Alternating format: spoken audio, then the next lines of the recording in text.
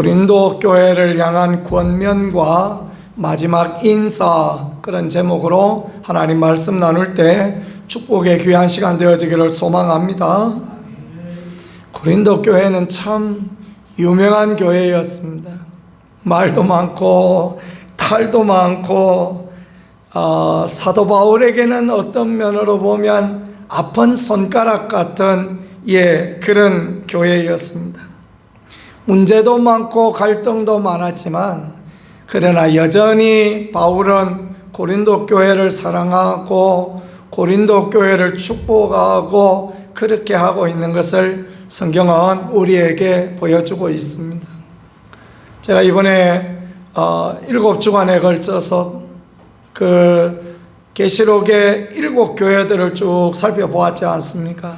결론적으로 주님이 저에게 주시는 마음의 감동은 그 여러 교회가 칭찬받는 교회도 있고 책망받는 교회도 있고 정말 혼나는 교회도 있고, 그래도 여전히 주님은 사랑하신다라는 것, 그것을 주님은 저에게 깨닫게 하시는 그런 귀한 은혜를 주셨습니다. 여러 번 목회자로 오래 평생 목회자로 살면서 여러 번 그런 본문을 강의하고 했었는데, 그래도 그런 공통점들을 깨닫지 못했었어요. 그러나 그 교회들에게 주시는 책망, 그 교회에 주시는 칭찬, 그게 늘 보여졌는데, 이번에 이 말씀을 나누면서 볼 때 하나님께서 그걸 깨닫게 하시더라고요. 공통적으로 이기는 자들에게, 이기는 교회들에게 하나님이 복을 주시고 하나님 은혜 주신다, 계속 그런 말씀하지 않습니까? 칭찬 듣는 교회, 그러니까 스무나 교회나 빌라델비아 교회나 이런 교회에도 그런 말씀 주시고, 사대교회 같은데, 라오디게아 교회 같은 데도 그런 말씀 주시고, 결국 이기는 그에게는 하나님의 은혜를 주시고 흰옷을 입혀주시고 흰 돌을 주시고 하나님 보좌의 우편에 앉혀주시고 성전의 기둥이 되게 하시고 모든 은혜를 베풀어 주신다. 그러니까 주님이 사랑하지 않는 교회는 없다, 그것을 공통적으로 보여주시는 것 아니겠습니까? 주님이 사랑하지 않는 교회도 없고 주님이 아끼지 않는 성도도 없다라는 것, 그것을 믿으며 믿음의 길로 나가는 우리가 되어질 수 있기를 간절히 소망합니다. 이게 참 귀한 것 같습니다. 주님이 교회들마다 이런 문제 저런 문제 있고, 이런 사람 이 모양 저런 사람 저런 모양이 있어도 주님이 다 사랑하시고 돌아오길 원하고 그 사람들도 다 은혜 주신다. 심지어 가룟 유다에게까지 주님 무슨 이야기 하십니까? 차라리 나지 않았으면 좋았겠다. 그게 불쌍히 여기는 마음 아닙니까? 그렇죠? 그렇게 살다가 그렇게 지옥 갈 것 같으면 차라리 나지 않을 게 좋았을 거다라는 것을 알게 해주시니, 그래 참 얼마나 감사한지 모르겠습니다. 고린도 교회 이렇게 말도 많고 탈도 많은데, 고린도 교회는 없어져 버려라, 주님은 그렇게 말씀하지 않았어요. 그 고린도 교회를 향하여 권면하고 그 고린도 교회를 향하여서 하나님의 말씀으로 깨닫게 하고, 분파에 문제가 있었지 않습니까? 그래서 나는 누구 파다, 나는 누구 파다, 쪽파, 자청파, 무슨 대파, 골파, 파가 왜 이렇게 많은지. 그러나 저러나 그래도 주님은 사랑하신다. 그래도 바울은 사랑해요. 음행에 문제가 있어서 그냥 아들이라는 놈이 그냥 아버지의 후처, 그러니까 작은 어머니 이렇게 말할 수 있는 부분 아니겠습니까? 작은 어머니랑 살기도 하고, 교회가 그냥 머리 박터지게 싸워서 세상 법정에 소송을 하기도 하고, 결혼을 해야 되는지 말아야 되는지 교회 안에서 그냥 문제가 되어지고, 우상점을 어떤 사람은 먹어도 된다 안 된다, 은사는 네가 큰 은사고 내가 작은 은사고 복잡하지요. 심지어 성만찬과 부활에 이르기까지 어느 하나 문제시하지 않은 게 없고 어느 하나 문제되지 않은 것이 없습니다.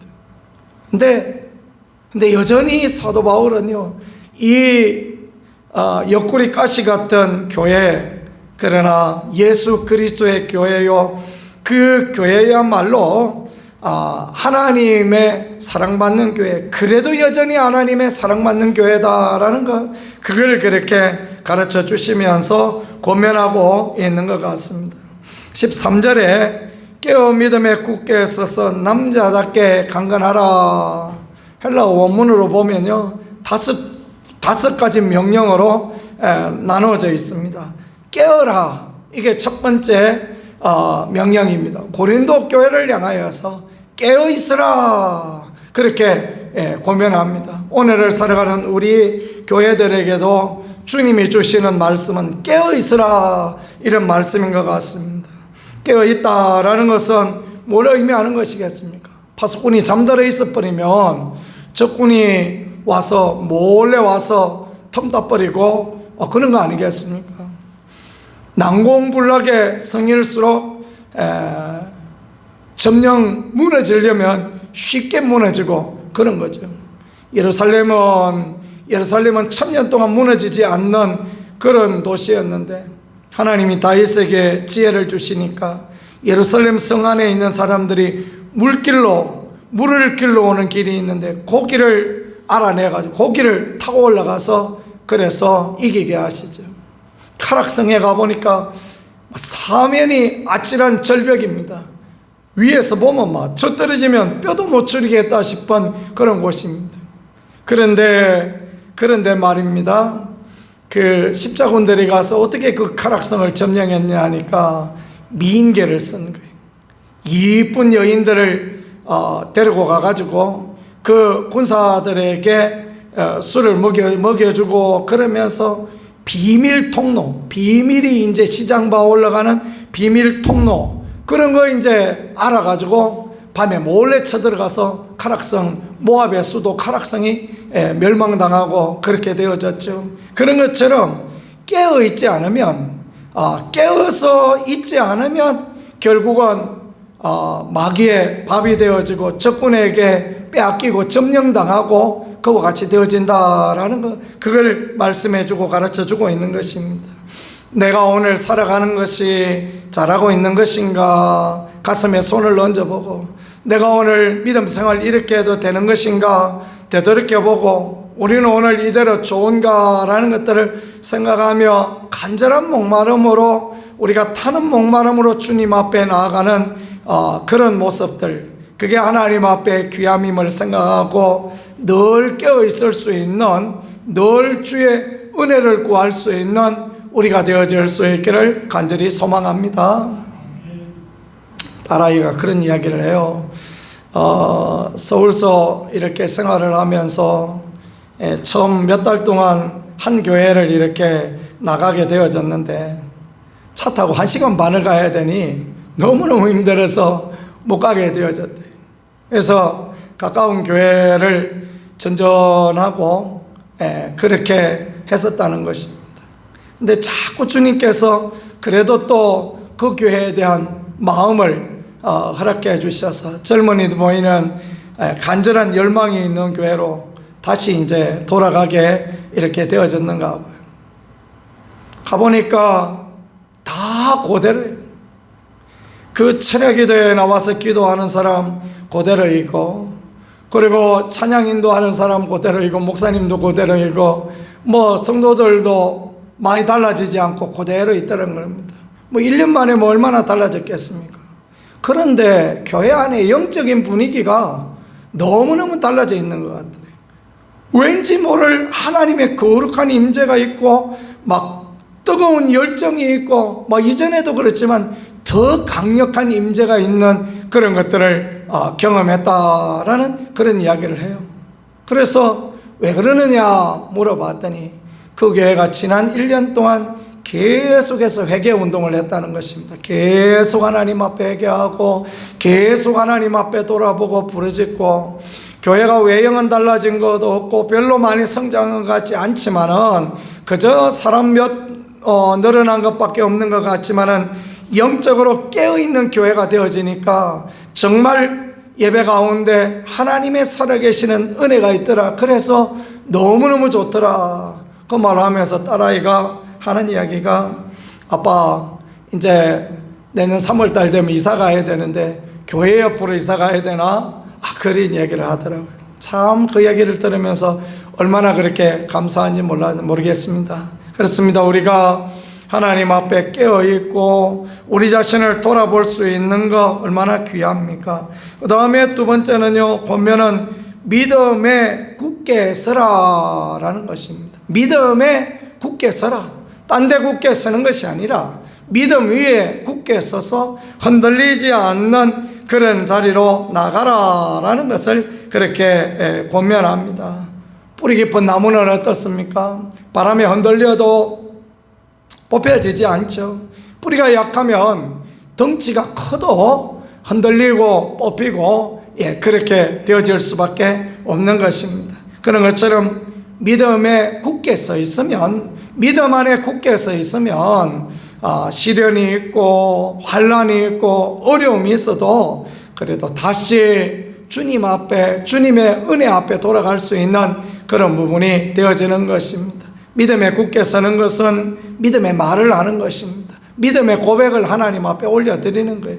계속해서 주님이 도와주시고 주님이 은혜 주시고 주님이 함께 하시고 주님이 피할 길을 내신다. 주님 하나님 계속 믿음의 말을 하면 또 하나님께서 믿음에 흔들리지 않는 삶으로 우리를 이끌어 주시는 것입니다. 사단은 자꾸 우리를 흔들어댑니다. 흔들다가 어때요? 나중에는 그냥 툭 쓰러지지 않습니까? 어릴 때 보면 이빨 이렇게 갈고 이러려고 보면 흔들거리지 않습니까? 자꾸 흔들어요. 자꾸 흔들다가 어느 날 쑥 밀면 툭 빠지죠. 그죠? 믿음의 삶도 그렇습니다. 자꾸 흔들고 흔들리고 하다가 보면, 그러면 뿌리를 못 내리면 그러면 이제 넘어지고 마는 그런 부분이 되어지는 것입니다. 그래서 믿음에 굳게 서라라고 그렇게 말씀하십니다. 환경에, 상황에 굳게 서라 아니고 믿음에 굳게 서서 남자답게 행하라. 그게 세 번째 권면입니다. 남자답게 행하라. 그러니까 이 말은 다른 번역으로 하면 군인들처럼 하라라는 그런 말입니다. 십자가 군병들처럼 그렇게 나가라. 그 당시에는 남자들만 군대에 나갔습니다. 그러니까 이 남자답게라는 이 말이 군대에 간 남자들처럼 그렇게 바로 서라, 그렇게 씩씩한 영적인 전사가 되라라는 걸 말씀하는 것입니다. 영적인 전쟁을 하지 않으면, 악한 영향력을 끊어보지 않고 그냥 그대로 사는 대로 살면 편안합니다. 그러나 그렇게 살아서는 절대 발전이 없습니다. 악한 영향력을 예수 그리스도 이름으로 끊고 막 머리털이 쭈삣쭈삣 쓰는 경험을 하면서도 하나님의 살아계심을 고백하고 예수 그리스도 이름으로 선포하고, 그럴 때 우리의 믿음이 자라나고 우리 가운데 하나님의 도우심이 있는 것입니다. 그 다음에 강건하라, 이 말은 강해지라 이 말이죠. 믿음 안에 강해져야 한다라는 거 가르쳐주고 있고요. 맨 마지막 다섯 번째 권면은 너희 모든 일을 사랑으로 행하라라는 것입니다. 그 복잡하고 어려운 교회, 결국은 그 모든 문제를 해결할 것은 사랑밖에 없다라는 걸 그렇게 가르쳐주고 있는 그런 말씀입니다. 우리도 범사의 모든 해결을 사랑으로 잘 감당할 수 있는 그런 귀한 교회가 되어질 수 있기를 예수님 이름으로 간절히 축복합니다. 사랑하면 어떻습니까? 불쌍히 여기는 마음으로, 긍휼히 여기는 마음으로, 그가 나보다 낫다라는 그런 마음으로 행하게 되어지지요. 그러면 그런 마음으로 행하면 교회가 덕스러워지고 교회가 든든히 세워지고 아름다운 그런 교회가 되어진다라는 것입니다. 그래서 믿음과 소망과 사랑, 이게 영원히 있을 것인데 그 중에 제일은 사랑이다라고 그렇게 말씀하신 거죠.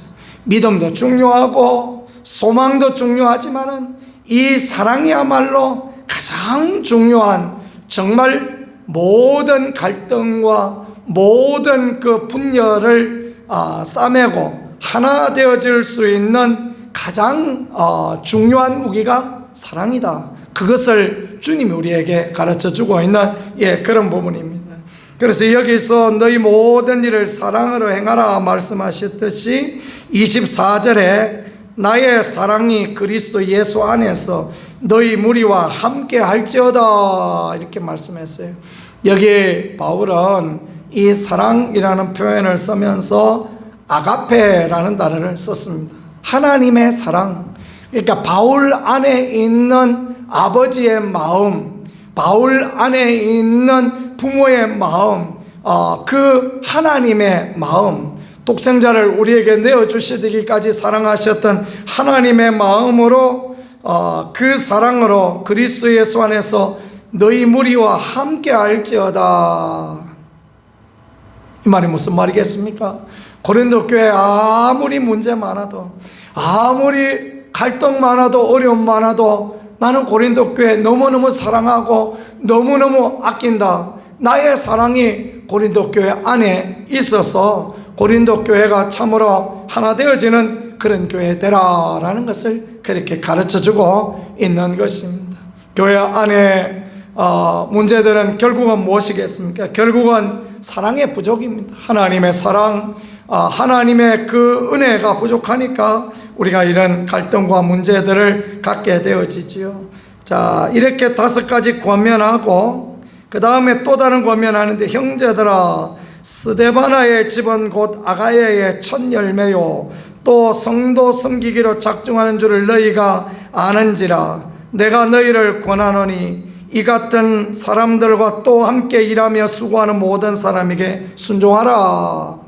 스데바나의 집이 있었습니다. 그 아가야, 그러니까 그 고린도 지역의 첫 열매, 처음 예수님을 믿은 그런 집이었던 것 같습니다. 그래서 바울은 스데바나의 집에는 침례를 준 기억이 안 난다 그런 이야기를 할 만큼 참 아끼고 사랑하던, 근데 이 집이요 너무너무 귀한 그런 열매입니다. 성도 섬기기로 작정한 줄을 너희가 아는지라 이렇게 말했습니다. 성도를 섬기는 일에 최선을 다하는 그런 사람이었던 것 같습니다. 초대교회는 그 자기 집을 하나님 앞에 내어놓아서 교회로 사용하고 그런 곳이 많았지 않습니까? 아마 스데바나의 집에 고린도 교회가 있지 않았을까라는 것을 학자들은 그렇게 생각합니다. 첫 열매요 섬기기로 작정한 사람이니 이런 사람들에게 대하여 순종하라. 이 같은 사람들과 또 함께 일하며 수고하는 모든 사람들에게 순종하라. 여기 수고하다 이 말은 어떤 말이냐면 입에 단내가 나도록 그냥 할 수 없을 만큼 애쓰고 수고하는 그 사람들에게 순종하고, 그러니까 앞에 서서 헌신하고 앞에 서서 이끌어가는 이 성도들의 이야기에 순종하고, 그뿐 아니라 18절 마지막에는 그들이 나와 너희 마음을 시원하게 하였으니 그러므로 너희는 이런 사람들을 알아주라 이렇게 말씀했습니다. 알아주는 것, 이런 사람들을 칭찬하고 이런 사람들을 격려하고 이런 사람들을 귀하게 여기고, 이게 하나님 앞에 참으로 아름답다라는 것입니다. 이 수고하고 애쓰는 사람들 많이 있는 데서 이런 이야기를 하면 뭐합니까? 이 주일날 이런 이야기를 해야 되는데, 그죠? 주일날 다 있을 때도 수고하고 애쓰는 사람들에게 순종하고 수고하고 애쓰는 사람들을 알아주라. 이게 참으로 하나님의 교회가 세워지는 바른 올바른 리더십이고 하나님의 교회가 세워지는 아름다운 모양이다라는 거, 그걸 이렇게 가르쳐주고 이렇게 고면하고 있는 것입니다. 잘 되는 교회는 어떤 교회입니까? 열심히 수고하는 사람들을 칭찬하고 격려하고 그 사람들 중심으로 나아가서 한마음 한뜻이 되어 나가는 교회, 그 교회는 잘 되는 교회예요. 잘 될 수밖에 없는 그런 교회입니다.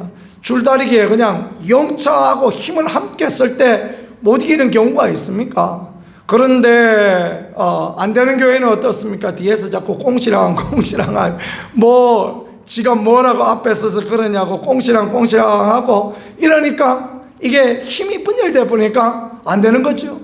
고린도 교회 얼마나 말도 많고 탈도 많은 교회입니까? 이 바울 무슨 이야기 하느냐? 바울이 오늘 말하기를 주님의 마음을 받아서 그런 사람에게 순종하고 그런 사람 알아주고 꽁시랑거리지 말고 따라가라, 그걸 가르쳐 주시고 알게 해주는 거 아닙니까? 그죠?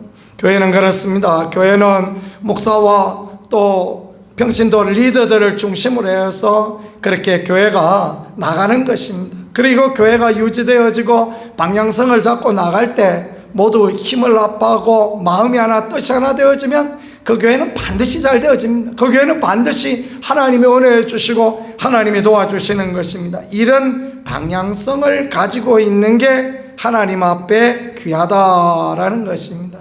스데바나의 집 한 집의 예를 통하여서 바울은 그 스데바나의 집 중심으로 해서 순종하고 그런 사람 알아주고, 그래서 고린도 교회가 한 방향 한 뜻으로 나가라라는 것을 말씀합니다. 그 다음에는 무난하라라는 것입니다.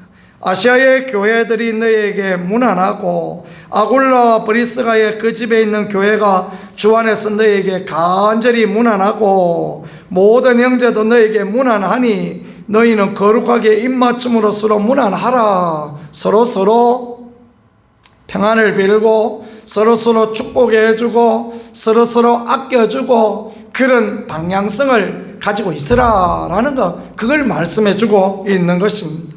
초대교회는 그렇게 했습니다. 아시아에 있는 교회들, 그러니까 소아시아에 있는 터키에 있는 교회들이 이 고린도에 있는 교회 또는 그 빌립보나 그쪽에 이제 데살로니가나 그리스에 있는 교회들을 축복하고 로마에 있는 교회들을 축복하고 로마에 있는 교회가 다른 교회들을 축복하고 그런 귀한 모습들을 가지고 있었단 말이에요. 그래서 거룩한 입맞춤으로 서로 무난하라. 만나면 그냥 너무너무 반가워서, 이 거룩한 입맞춤은 뭐 하는 거냐 하면요, 어떤 사람이 자기보다 높은 지위에 있는 사람 만났을 때 그와 입맞춤으로 내가 당신에게 순종하고 내가 당신을 잘 따르겠습니다 라는 그런 표이기도 하고, 친구들, 반가운 친구들이 만나면 입맞춤하고 그럼으로써 이제 우리의 우정이 변치 말자라는 이야기를 하기도 하고, 우리는 문화가 그 입맞춤하는 문화가 아니라 그렇지 우리 아무나 입맞춤하고 이러면 좀 애로사항이 있지 않겠습니까? 그죠? 그래서 그렇지 이 뜻은요 굉장히 중요한 그런 뜻입니다. 그러니까 우리말로 하자면 만나는 사람들마다 악수하고 친밀함을 누리라, 그 이야기를 지금 하고 있는 것입니다. 그러니까 바울은 이 교회들이, 그러니까 이 지역에 있는 교회들이, 교회 안에 있는 작은 교회인 성도들이 서로 친밀하고 사랑을 나누고 하나 되어지는 이런 모습이야말로 하나님 앞에 너무너무 귀하다라는 것을 그렇게 가르쳐 주시고 알게 해주시는 그런 부분입니다. 21절에 나 바울은 친필로 너에게 문안하노니 만일 누구든지 주를 사랑하지 않으면 저주를 받을지어다. 갑자기 뚝배기 깨지는 이야기 하는 것 같죠. 친필로 문안한다. 바울은 안질이 있어서 눈이 너무너무 나빠서 글씨를 잘 못 썼대요. 그래서 바울의 이 성경들은 주로 대신 써주는 분들이 있었던 것입니다. 그런데 고린도 교회는 너무너무 사랑하니까 친필로 너에게 문안한다. 얼마나 아낀다라는 걸 볼 수 있는 거죠. 누구든지 주를 사랑하지 않으면 저주를 받을지어다. 여기 사랑하다라는 말은 필레오라는 단어가 쓰여졌는데 이 말은 친밀함을 이야기하는 것입니다. 친구같이 친밀함, 그러니까 주님과 친구와 같은 친밀감을 누리지 않으면 저주받을 수 있다, 멸망의 길로 갈 수 있다, 그 말을 하는 거죠. 누구에게 하는 말입니까? 고린도 교회에게 하는 말이에요. 교우들에게 하는 말이 주님과의 깊은 친밀함 누리고 괜히 무슨 부활 문제 가지고 시끄럽게 하고 무슨 팝을 만들어 가지고 또 그렇게 하고 그래 하지 말고 주님을 사랑하고 주님과의 깊은 친밀함을 누리고 또 성도가 서로 사랑하고 그래서 23절에 주 예수 그리스도의 은혜가 너희와 함께하고, 이럴 때 하나님의 은혜가 임하여지는 거죠. 그리고 나의 사랑이 그리스도 안에서 너희 무리와 함께할지어다. 바울의 그 사랑, 그 하나님의 마음으로 하는 사랑, 그 너그러움 품은 사랑이 고린도 교회 가운데 있기를 원한다라는 거, 그걸 그렇게 가르쳐주고 있습니다. 바울은 고린도 교회에 보내는 마지막 이 권면과 인사에서 믿음 안에 영적인 삶에 든든히 쓸 것을 권면하고 있습니다. 성도들이 믿음으로 바로 쓰고, 그 다음에 좋은 관계 가운데 아름다운 리더십 가운데 서고, 그 다음에 친밀함을 누리고, 사람들끼리 친밀함을 누리고, 주님과도 친밀함을 누리고, 그래서 하나님의 교회가 든든히 세워지고 하나님의 교회가 복된 교회 되라라는 거, 그걸 이렇게 권면하고 있습니다. 우리도 그렇습니다. 내 자신이 영적으로 하나님 앞에 올바로 쓰고 내가 바로 쓰고 있나 늘 돌아보는 거, 이게 너무너무 귀합니다. 누가 어떻게 하고 누가 뭐 어쩌고, 그거보다 귀한 것은 내가 올바로 써 있는가, 목사는 목사가 올바로 써 있는가, 성도는 성도가 올바로 써 있는가, 그걸 돌아보고, 그 다음에 교회 안에 리더십들이 잘 세워지고, 또 교회 안에서 아름다운 친밀함이 세워지고 주님과 교제하는 이런 교회가 되어질 때, 그 교회는 하나님의 은혜와 하나님의 축복을 누리는 복된 교회, 아름다운 교회 되어진다라는 것을 그렇게 가르쳐주고 있는 그런 말씀입니다. 우리 교회가 이와 같이 복 있는 교회, 아름다운 교회, 든든히 세워지는 귀한 교회가 되어질 수 있기를 우리 구세주 예수 그리스도 이름으로 간절히 축복합니다. 기도하겠습니다. 하나님 우리 아버지 감사합니다. 말씀을 통하여서, 바울의 권면을 통하여서 우리가 믿음 안에 바로 쓸 것들을 알게 하시니 감사합니다. 우리가 늘 언제나 주님 안에 바로 쓰는 몸부림할 수 있게 도와주시고, 믿음에 흔들리지 않는 뿌리 내릴 수 있게 도와주시고, 하나님의 교회가 늘 바른 방향성으로 나가는 그런 교회가 되어질 수 있게 도와주시며, 친밀함을 누리는 교회, 주의 은혜와 축복을 누리는, 서로 사랑하는 그런 교회가 되어질 수 있도록 은혜로 늘 이끄시고 함께하여 주옵소서. 예수 그리스도의 은혜와 하나님 아버지의 무한하신 사랑하심과 성령의 함께하심이 우리 교회 가운데, 성도들 가운데 이제부터 영원토록 함께 하실지어다. 아멘.